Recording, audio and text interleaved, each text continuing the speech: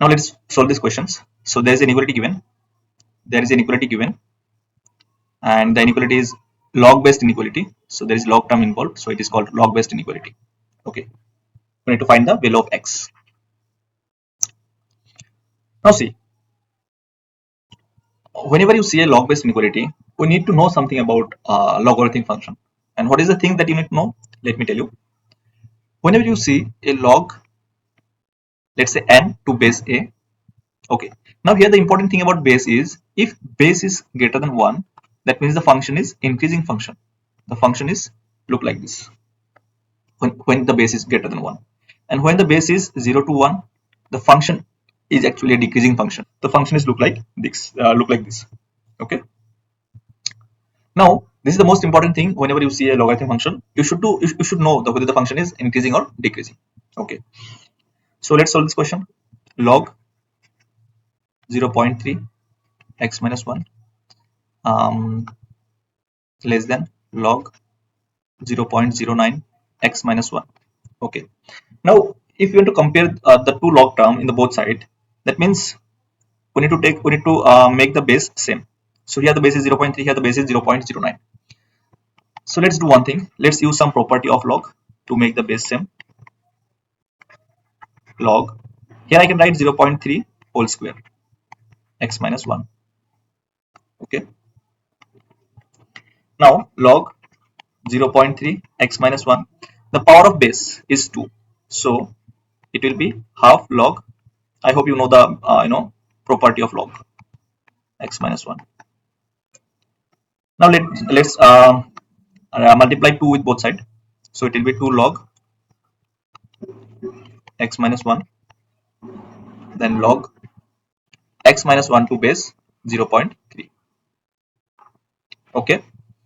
Now again by using the logarithmic property, we can write log 0.3 x minus 1 whole square less than log 0.3 x minus 1, right?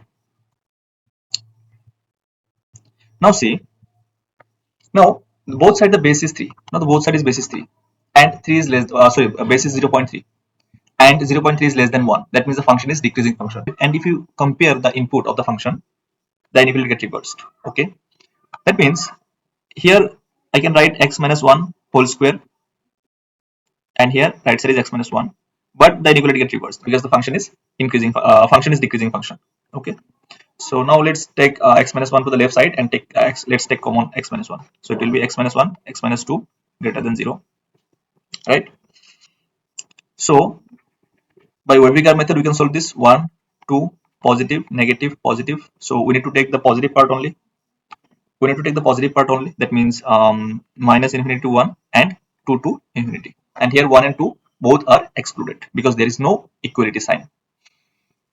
But is that the final answer? The answer is no.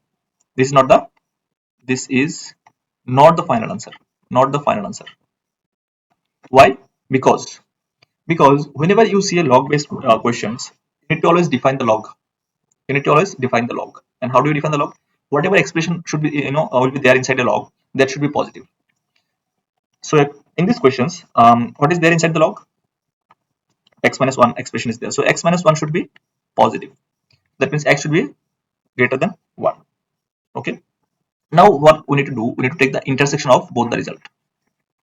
We need to take intersection. This and this result, we need to take the intersection. So let's do it. 1, 2. One answer is saying minus infinity to 1. Another is saying and 2 to infinity. Another is saying 1 to infinity. 1 to infinity. 1 is excluded. 1 to infinity. And what is the common part here?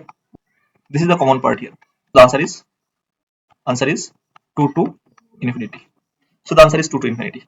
Now let's check the option. Now let's check the option. 2 to infinity is option A. Option is A is the correct answer.